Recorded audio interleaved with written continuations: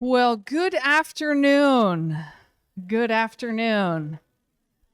Hope everyone is enjoying a wonderful meal, and it is fantastic to see everyone, and for such a fabulous reason to recognize, to honor, and really to celebrate Dr. Ralph Richardson as our 2026 Alumni Fellow for the College of Veterinary Medicine.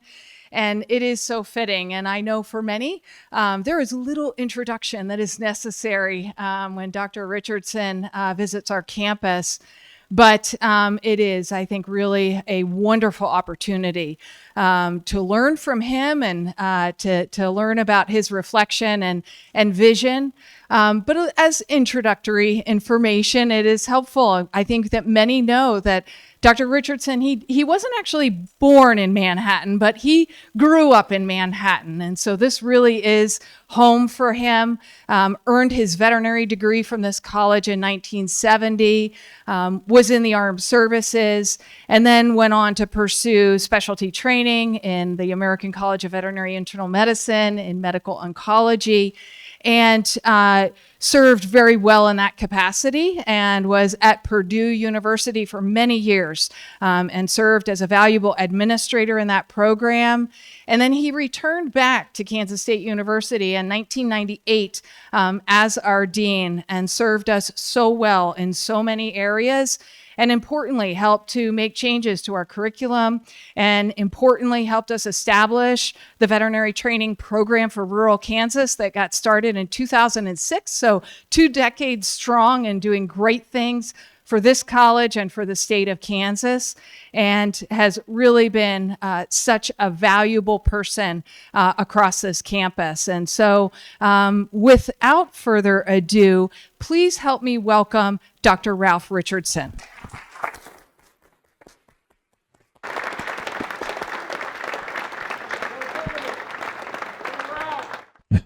Thank you, Beth.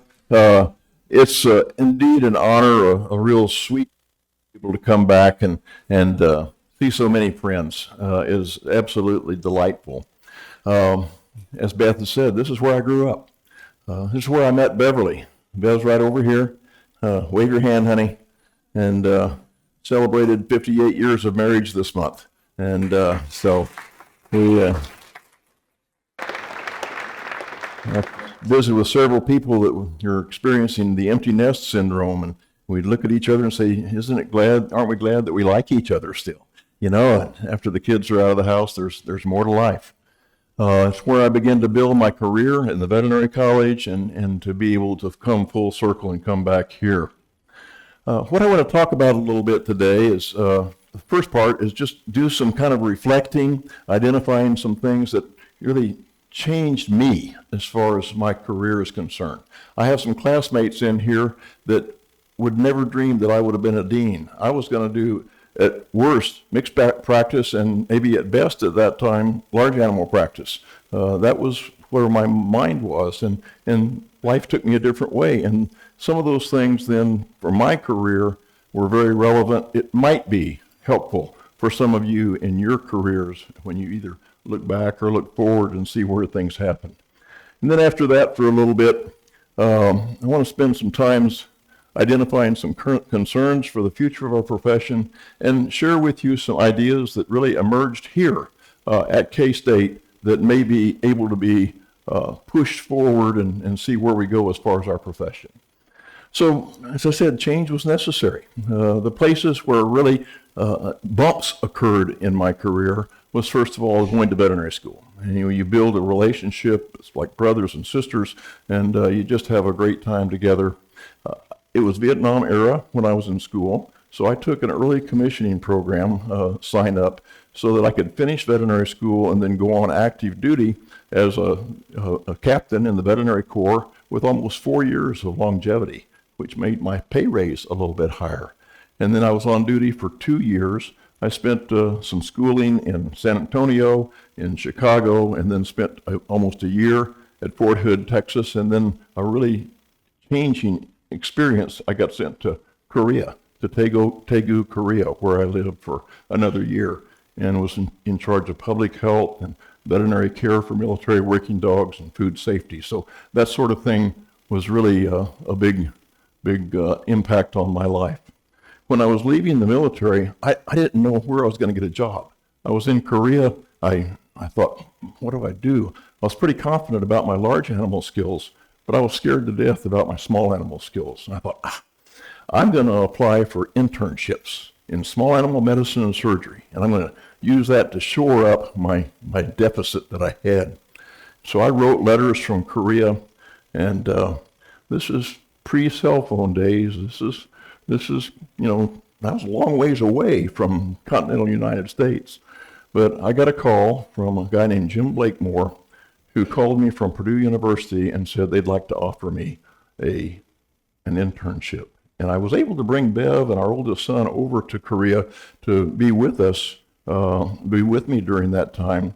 And this phone call came in at Indiana time, working days, at Korea time, 3 or 4 o'clock in the morning. And Bev stumbled out of bed and she said, what's this call coming in? And I turned to her and said, honey, we got an internship. And we grabbed each other and we danced around and said, we got an internship. We got an internship at Purdue. And simultaneously, we pushed back from each other and said, where's Purdue? To me, it was an Ivy League school back east someplace. I had no clue. And I got there. Thankfully, I found a land grant mission. I found, just like K-State, only they had brick buildings instead of limestone. And we had so much fun. And it was a great, great year of enjoying other people, role model teaching in the clinics as an intern, and just had a big impact. And I thought, maybe someday I'll come back and teach. I'll practice for 15 or 20 years, and then I'll come back with the experience that I need to be able to teach well. And I'm going to do a residency program. And they took me on at Missouri, and I did a residency, and that was in the early days. There was just a handful of board-certified people in our profession in the clinical sciences. There were pathologists and people in the basic sciences that had boards, but clinical sciences weren't very well populated. But that allowed me to qualify for sitting for internal medicine boards. And so I went to private practice then. I was on my way, and I got convinced that I could go to the center of Miami, Florida, and I could do all the kind of things that I want to do in practice. And oh, by the way, if you want a quail hunt, which I like to do, there's places you can go outside of Miami and go quail hunting. I didn't realize it took you an hour and a half to get outside of Miami, but it was something that I was convinced I should do. And I got down there, and 2 things were present. One is I'd never really lived in a big city. And 2, I didn't know anybody. Oh, I knew one person. It was one of my former students who was practicing there. It was the first time in my life that I didn't have a peer group around me. And that was a time of really self-reflection. And we talked and said, when was I the happiest? And so I called Purdue. And I said, what do I have to do if I want to get back into teaching? I was sure I'd have to go get a graduate degree, go back to school. I was willing to do that. And they said, well, by the way, we have an open position right now. Why don't you apply? And they hired me, and I was there for 22 more years.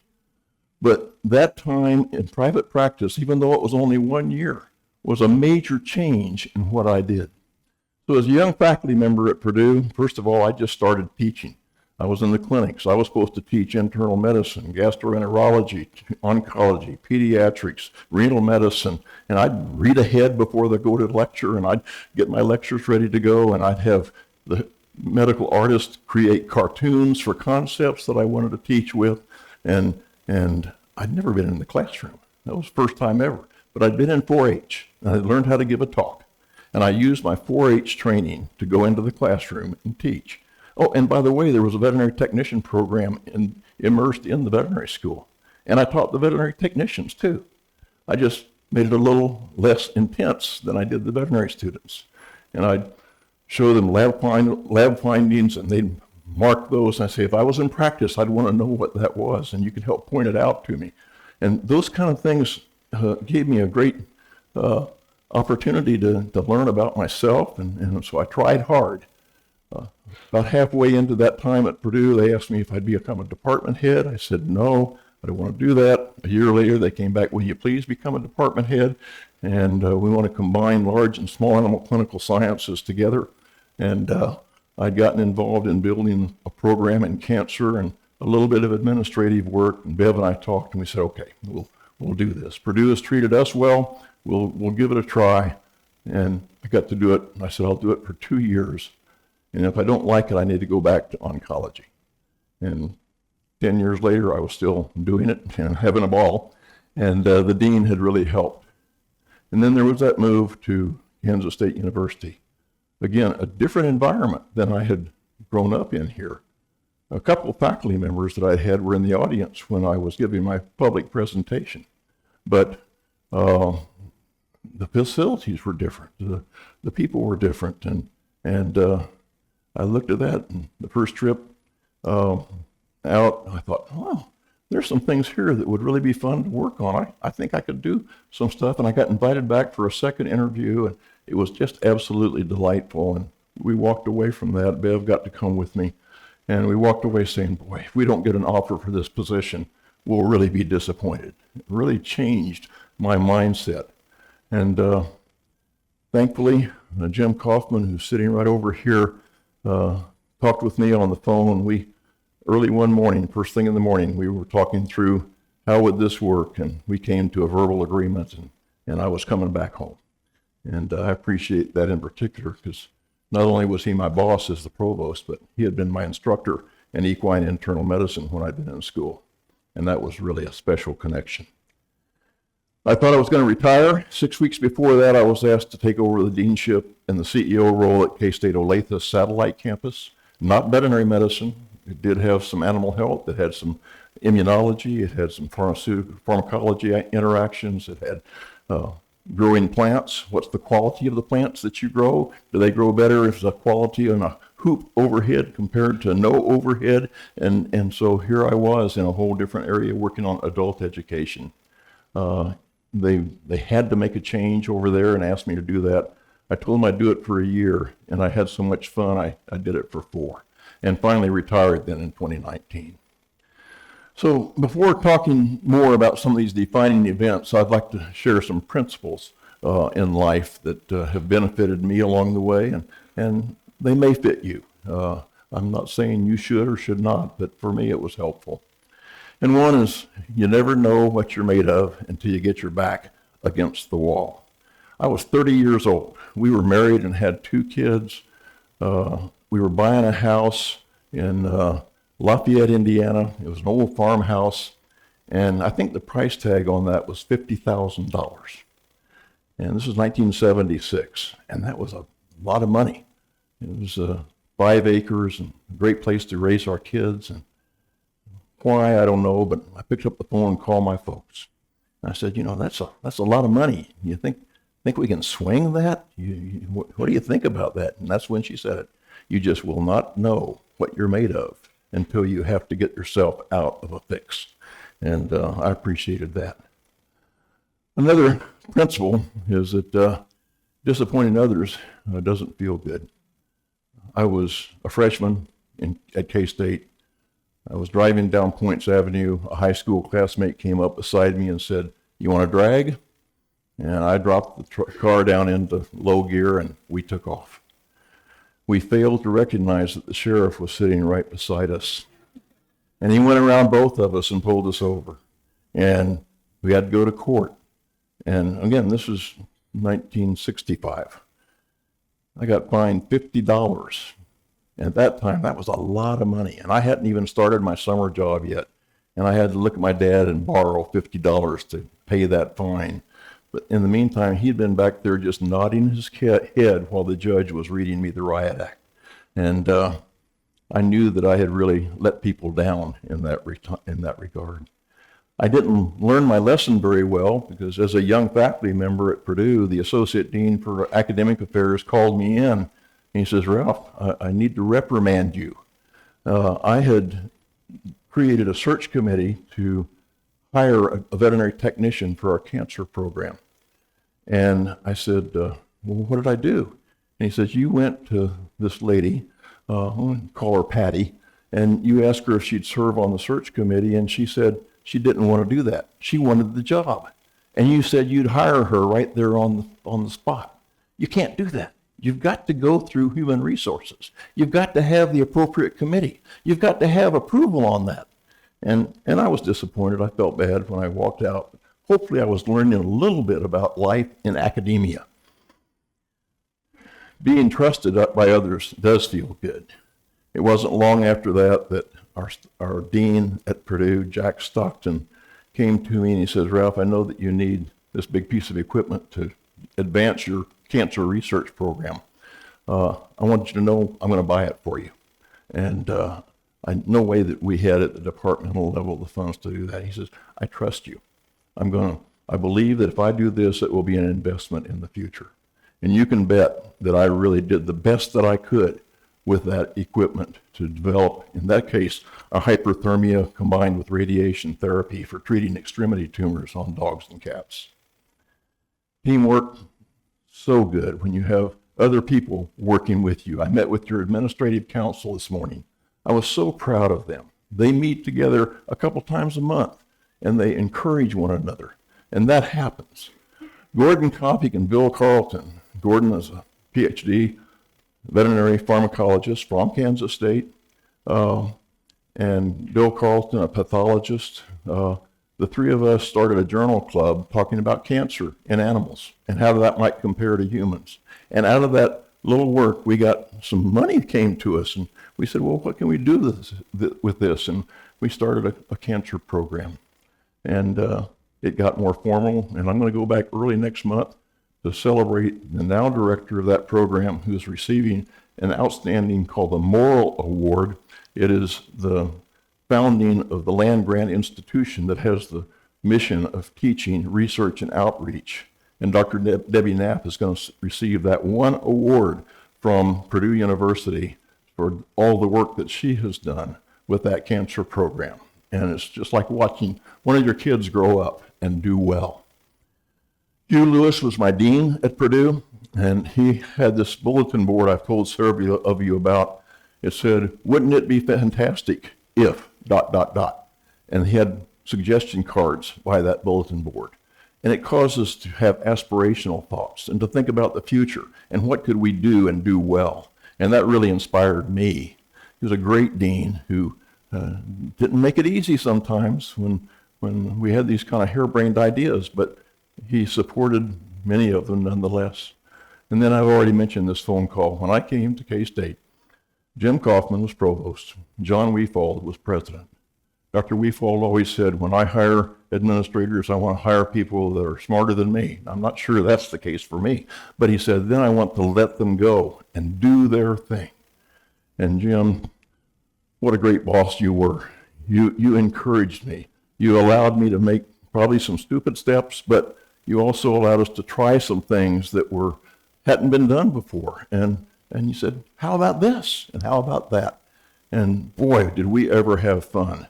And it was just an absolute delight. And there's many others, too numerous to count. I could pick out a lot of people in this room that are part of that team of people who work together. Well, another big impact on me is the teaching that we had in our church. It's called Faith Bible Church. It was Faith Baptist Church. Now it's Faith Church in Lafayette, Indiana. Bill Good was the pastor there. And he had the amazing ability to take scripture out of the Bible and boil it down into just take-home lessons that you could apply in your life. And one of the ones he had was the 4 principles of stewardship. And he used the parable of the master who had 3 servants. And the master said, I'm going to go away for a while. I don't know how long I'm going to be gone, but I'm going to entrust my wealth to you. To one servant, he gave a bag of 5 pieces of silver. And to another servant, he gave 2. And to the third servant, he gave 1, and he went away. And after some time, maybe a year, I don't know, 2 years, he came back and he said, how have you been doing, taking care of my place? And he went to the 5 silver coin guy and he said, look, you gave me 5, I invested it, I've got 5 more. Here are 10 silver coins back to you. And the master said, well done. You're a good and faithful servant. And he went to the guy with 2 coins.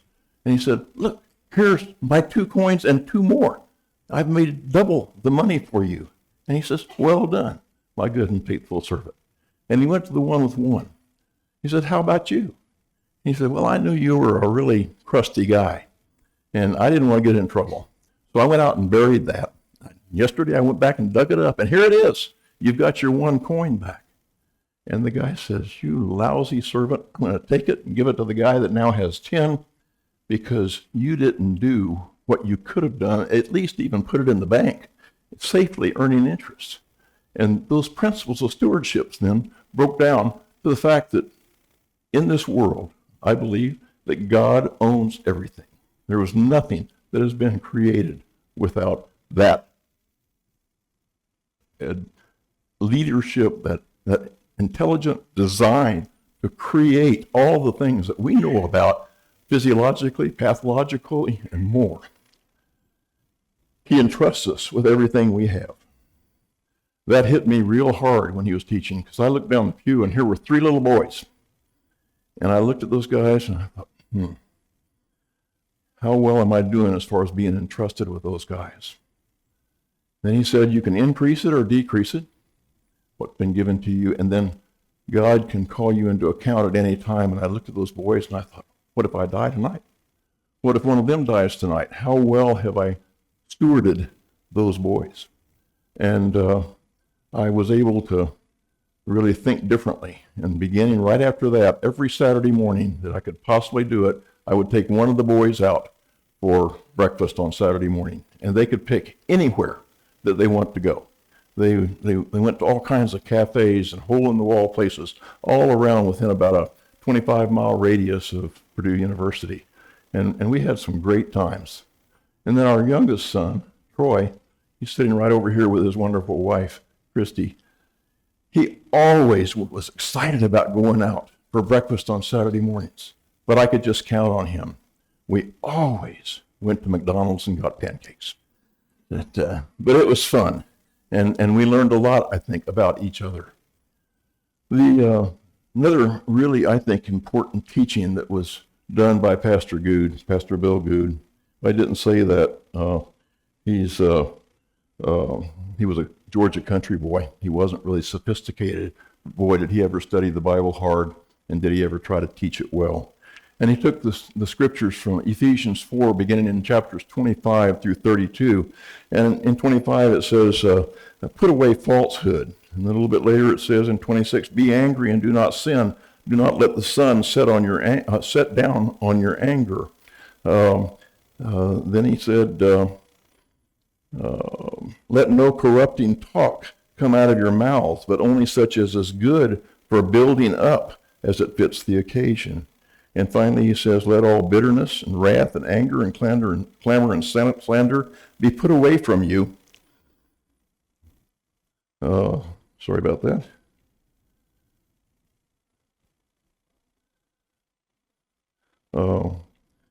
Be put away from you, and be kind to one another, tender-hearted, forgiving one another, as God in Christ has forgiven you. And he broke that down into some very simple things. Be honest. Speak the truth. Speak the truth in love.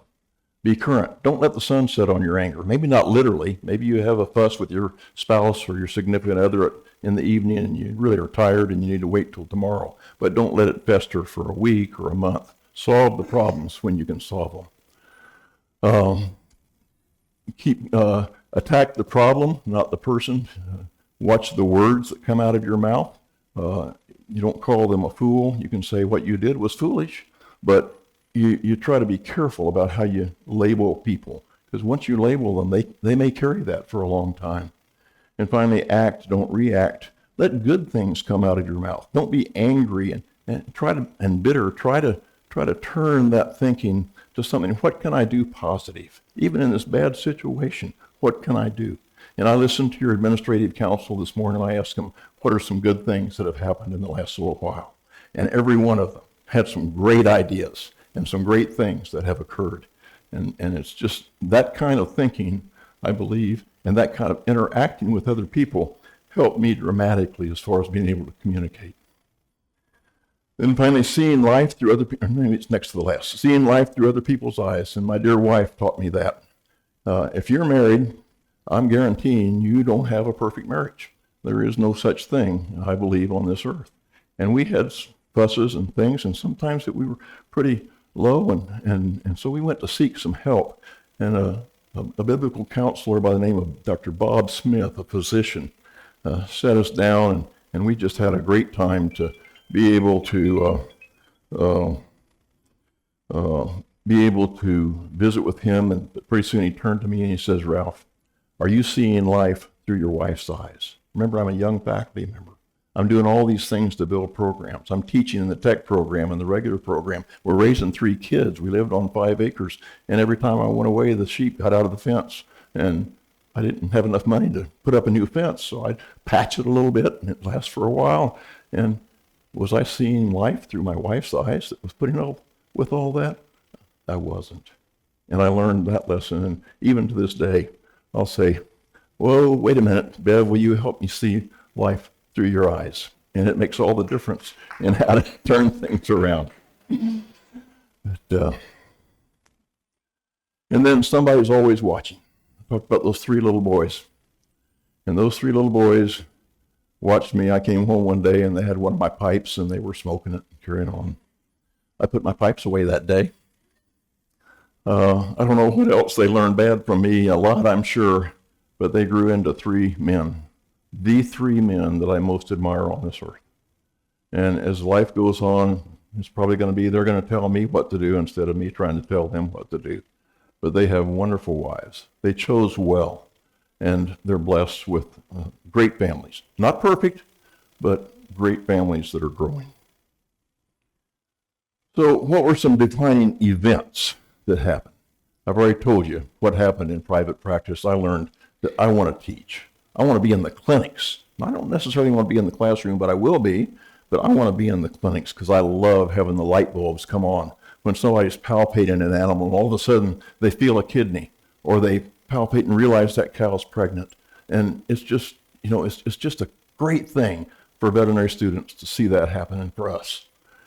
A couple years into my teaching, they had an honors award, the senior honors banquet, and they started describing this person that was going to get the Outstanding Teaching Award, and they said, and this person was born in Orangeburg, South Carolina. And I looked around and I thought, who else was born in Orangeburg, South Carolina?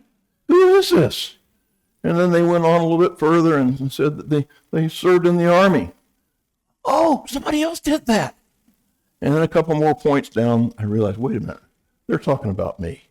And I was absolutely stunned that I received, 2 years into teaching, what was then called the Norden Teaching Award. Now it's the Zoetis Teaching Award. But it caused me to really reflect and think, wait a minute, that's another area that I need to be a good steward of.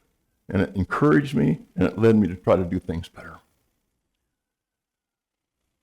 The biomedical engineering section at Purdue was great. They did a lot of cardiovascular experiments. They had dogs they would do heart transplants on, all these kind of things. And they came to me one day and said, could you take a dog and put some tumor cells under its skin and create a tumor?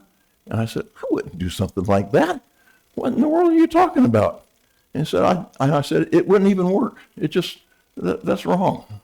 And they went away shaking their head, and about a year later, they came back and they said, well, we realized we didn't really put a foot over into your arena as a clinician, but could we talk some more? And I became willing to put one of my feet over in their arena. And we started studying, and I talked about that hyperthermia machine. They're the ones that helped me understand tumor blood flow and ways to redirect blood flow pharmacologically away from the tumor, because their blood vessels are not normal enough to respond to the pharmacologic. And it's like somebody is taking a warm shower, and the next shower somebody turns on the hot water, and all of a sudden it becomes cold where you are. That's what we would do to the tumors. We would push blood through the rest of the body, take it away from the tumor, and with the external heat application, that tumor would get really hot compared to the rest of the tissue. And we tried to keep it so it didn't slough out, but it would begin to die. And we had some fun with that sort of things, and I worked with those people.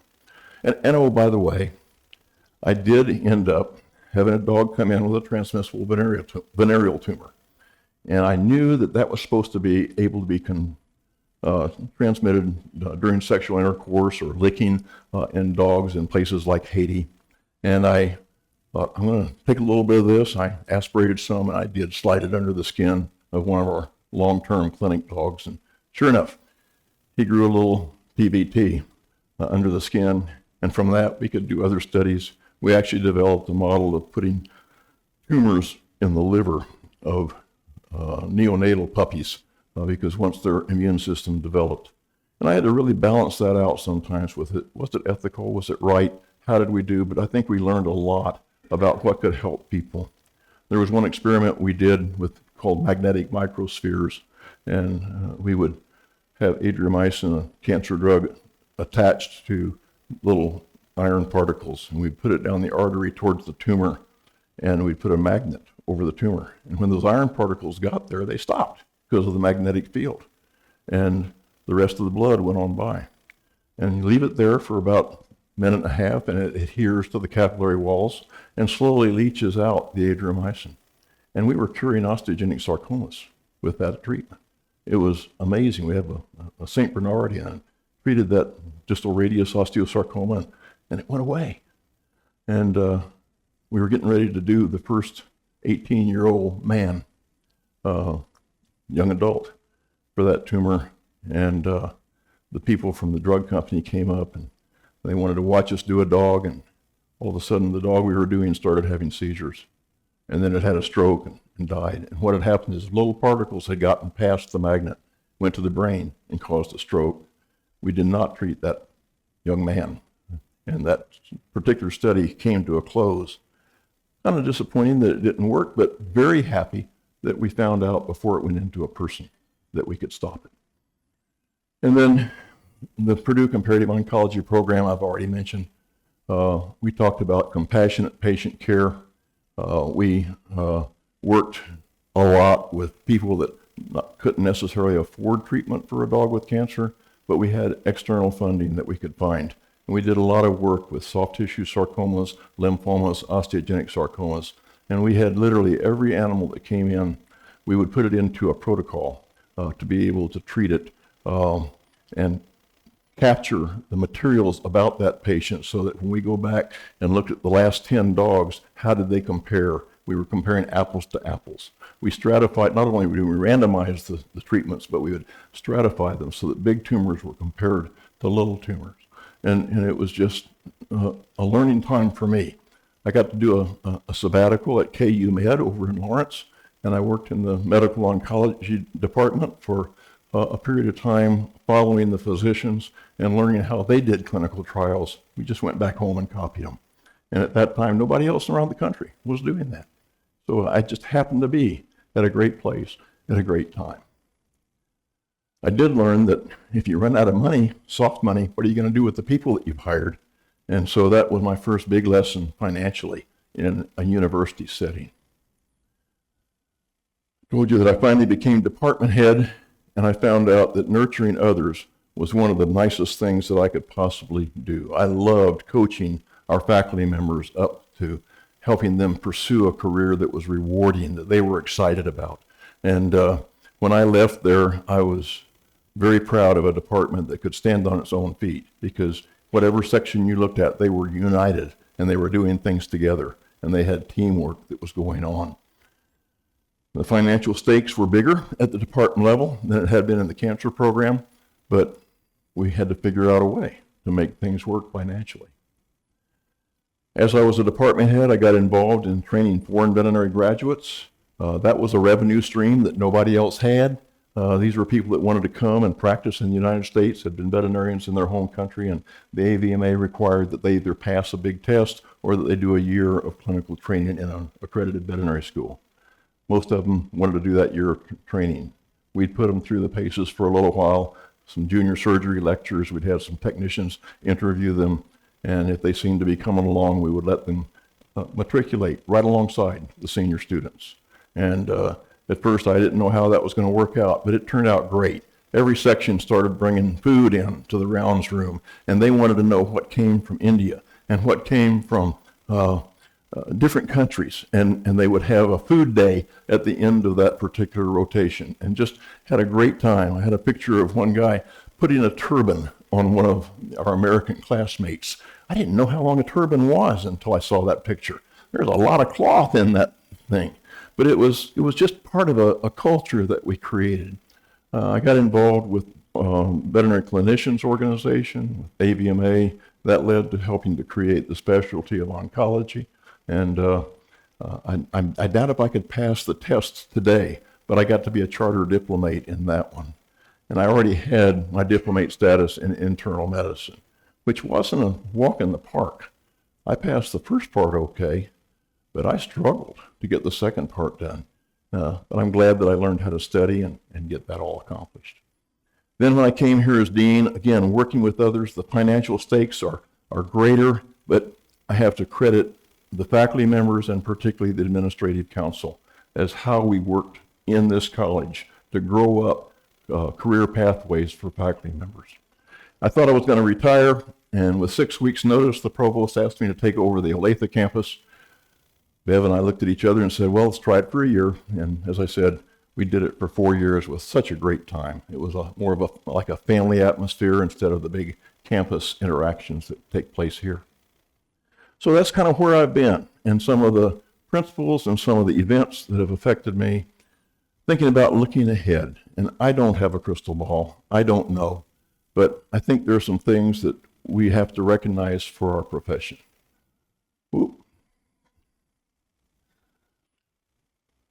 In the clinical sciences and in some of the more basic sciences, pharmacology, places like that, it's really getting harder and harder to hire specialists because so many corporations are buying good clinics and they become corporately owned.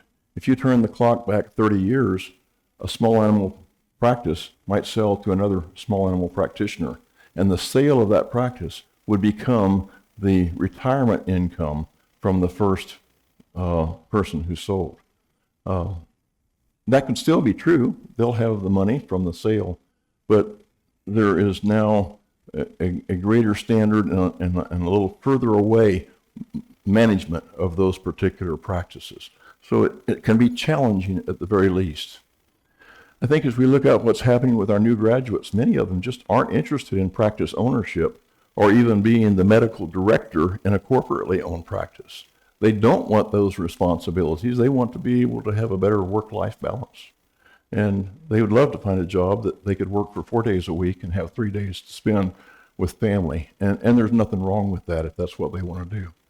I don't know what has caused that, but it may be generational. It may be our culture. It may be that we have a gender shift and our women are the ones that have babies. And there's times where they want to be with their babies and they want to have family for a while and then get back into the profession.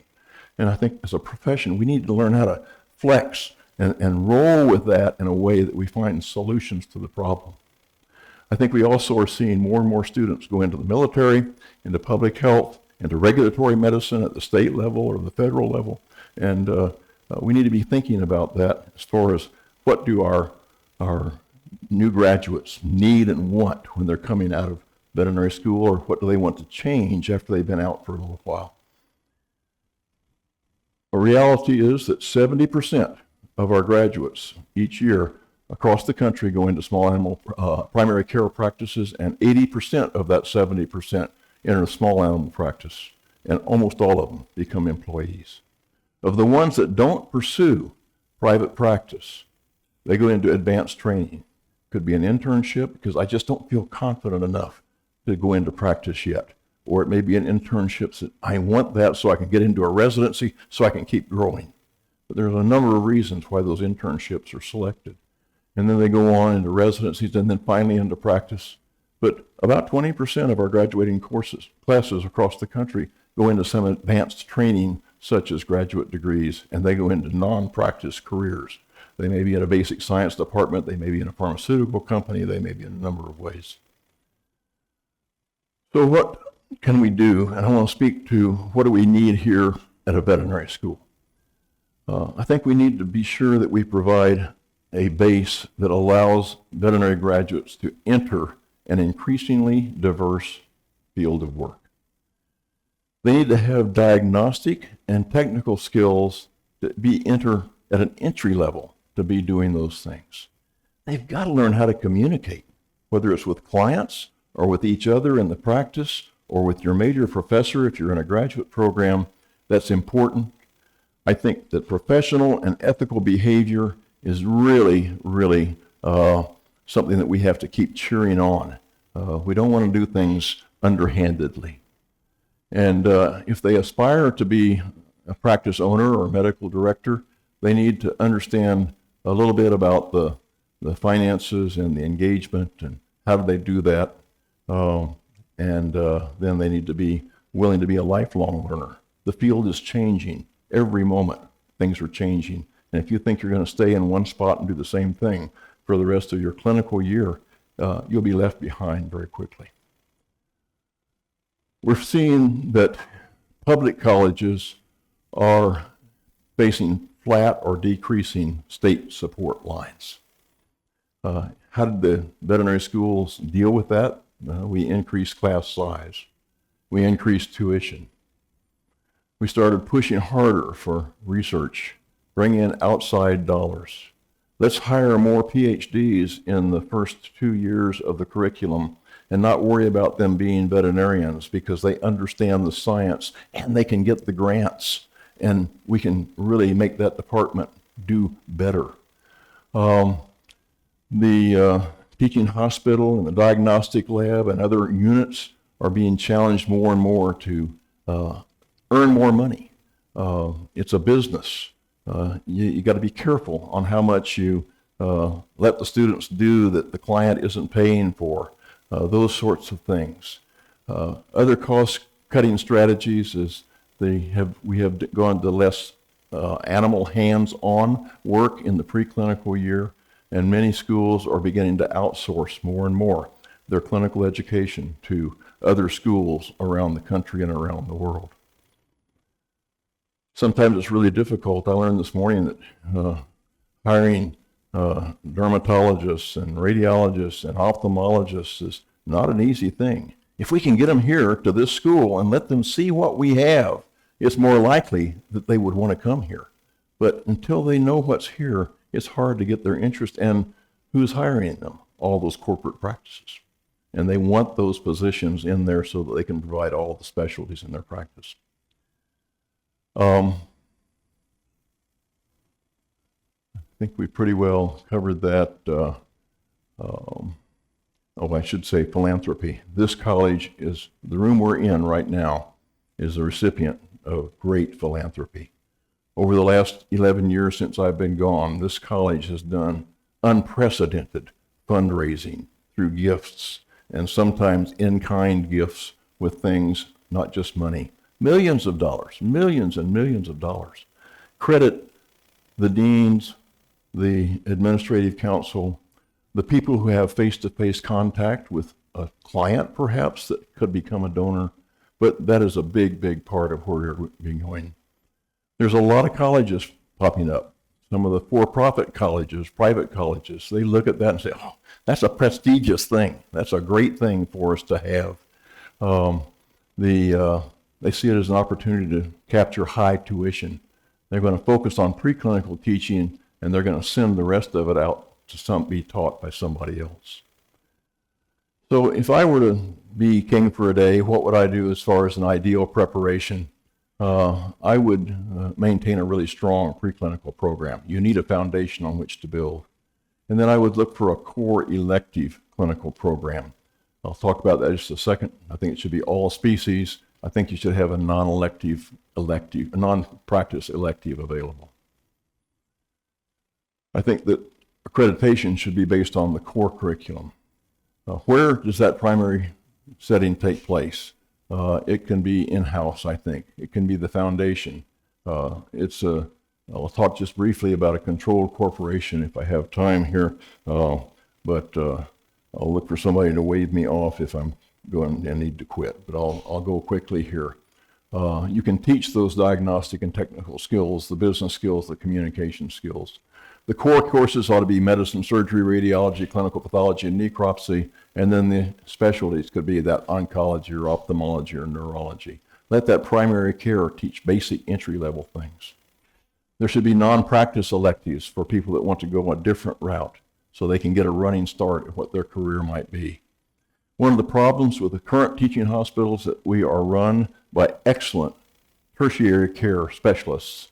I have been a board-certified clinician for so long, I want to teach my oncology to the students. I demand that it's be part of core.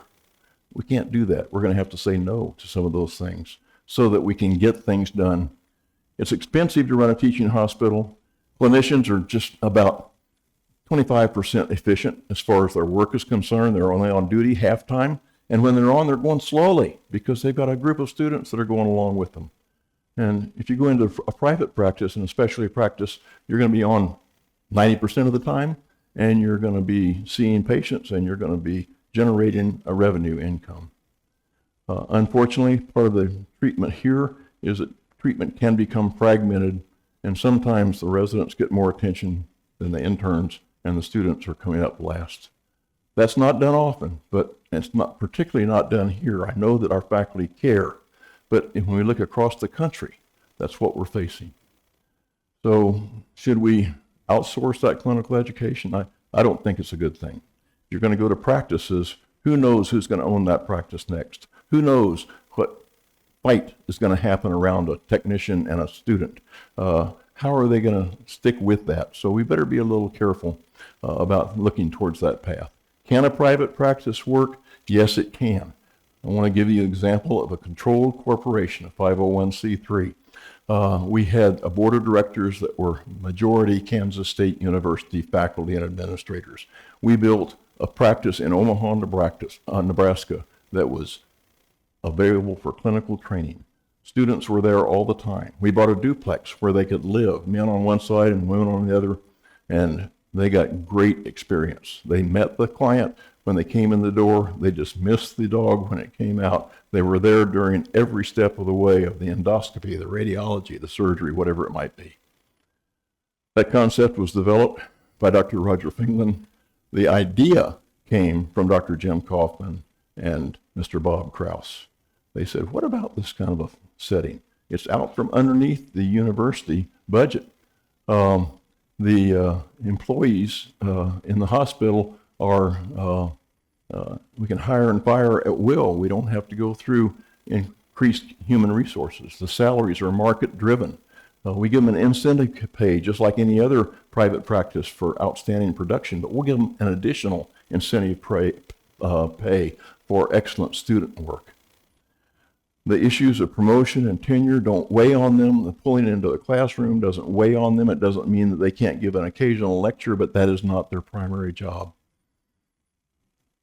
And they can focus on the practice, practice and teaching. So I'm going to I'll just click through here. There's some really nice things that happen with the controlled practice model, but we're probably out of time, and I want to say thank you very much for bearing with me. Well, I want to thank you, Dr. Richardson. Again, congratulations. We are so honored to be able to celebrate your career and having you back on campus and really recognize all that you have brought, not only to the college, the university, but the veterinary profession as a whole. And so thank you so much. And we want to give you a very small token, but a little something. And of course, nice and purple, so that you can continue to celebrate all that you have brought to this college. Thank you. Congratulations. Thank you so much.